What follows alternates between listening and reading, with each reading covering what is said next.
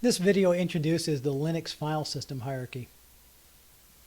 In Linux, files are stored in file systems organized in a branching hierarchy structure known as a directory tree. By convention, visual representations of file systems place the root of the tree at the top. Working from a command line, the tree and directories have the root at the left. General instructions and procedures refer to navigating to directories away from the root as moving down or into a file system, and navigating to parent directories or towards the root as moving up or out of a file system. The beginning directory at top is known as the root directory.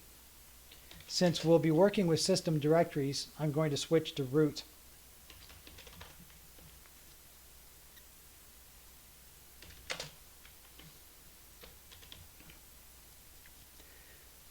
So starting at the top at the root directory.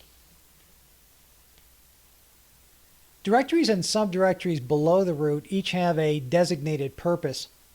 They organize file types that have different usage characteristics. For management and security reasons, directories segregate file types, programs from data, static content from dynamic, persistent from runtime, and user-owned files from system files. This segregation assists with managing security access, backups, and directory configuration features.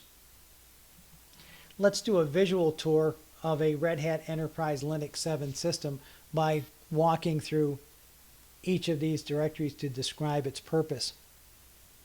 Starting at the top, the bin directory for binaries is where the executables go. And you'll notice that when you list the bin directory, it points off to user bin, which is where the files actually are. So bin is an alias, or what we call a symbolic link. And so bin and user bin therefore hold the same content. If we list user bin, we'll actually see the content there. There are all the binaries, all the executables. Boot is where the system's bootloader, something known as GRUB, the Grand Unified Bootloader, is stored, and the system's kernel itself happens to be there. So this is what's necessary to boot the system when it starts up.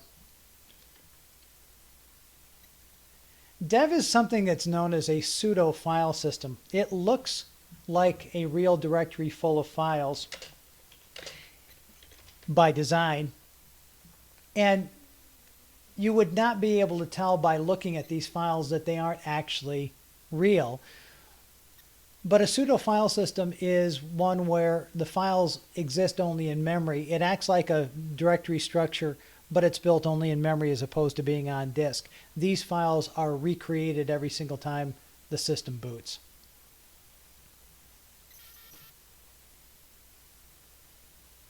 The etc directory is configuration files.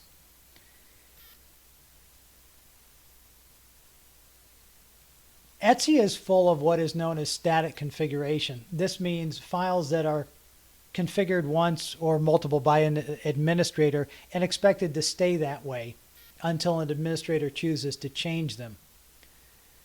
The opposite of this, which we'll see in a couple of other directories in a minute, is dynamic data that can change while running.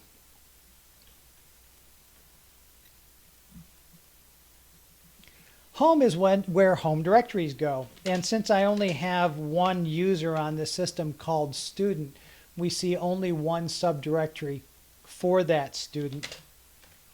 And in the contents of that student's home directory, you will recognize this as looking like your home directory with its subdirectories for documents and pictures.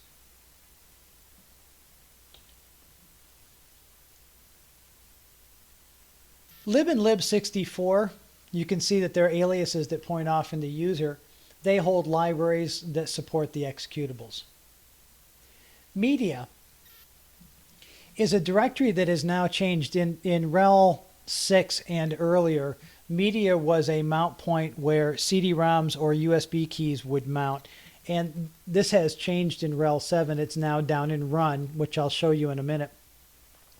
Media is still here, though, to be compatible for those programs that expect to find it. The mount directory is an empty directory that is used for administrators to have an empty point to use to mount file systems temporarily while they're doing system administration tasks. Opt is a historical directory that is where applications that come from third-party companies, optional software, where that has been stored for years. Now on a Red Hat system, unless you have applications installed, there won't be anything there. Proc is another pseudo file system that has kernel configuration and a listing of all the current processes on the system. And this is, we use this for advanced system administration. But again, like the dev directory, this is not a file system that's on disk. This is a file system of live information that is constructed and kept in memory.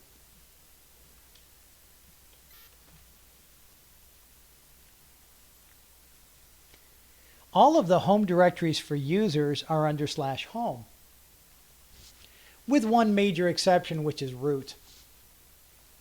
The root user or the super user used to have their home directory in the actual root directory of the system, but this, can become cluttered and be a security problem. So it was decided that the root user should really have their own home directory, and that is called root. You'll notice that it looks like a home directory. To distinguish between the root directory and this, we tend to refer to this directory as root's home directory.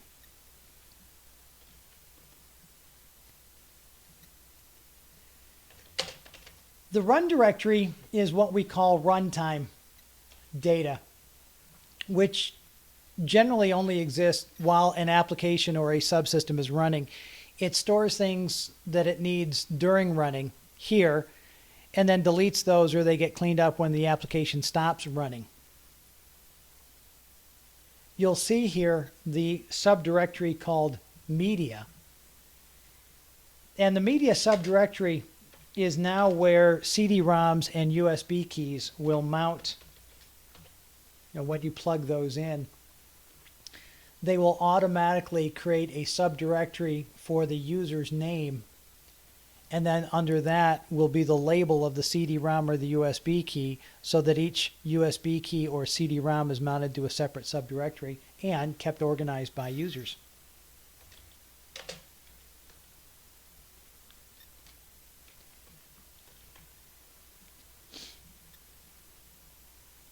SBIN is distinguished from bin as being super user binaries, those that are needed by root to do advanced administration tasks. Like bin and lib, SBIN is a link off to the real location under user SBIN. SRV, services. When this system is acting as a server of certain types of services, the data for those services are kept under SRV. Sys is also a pseudo file system that keeps track of what we call system configuration, which is live information about kernel components, kernel modules, file system parameters, device parameters. The temp directory is for temporary files. As applications run, they store things here. One of the things you need to know about temp is you normally don't put user temporary data here. And by design, the system runs a cleanup process that when it notices files that are in here and have not been touched for over 30 days, it will delete them. So when they stop being used, they get cleaned out. So things are not expected to remain forever in temp. Now, a lot of directories have been pointing off into user. Now we'll take a look at user. User itself has the binaries and configuration for all the applications, commands, and utilities that are installed on the machine. Well, man pages are here under user share. Documentation is here. Third-party installs many times go under user local. So the majority of the working system is actually under user.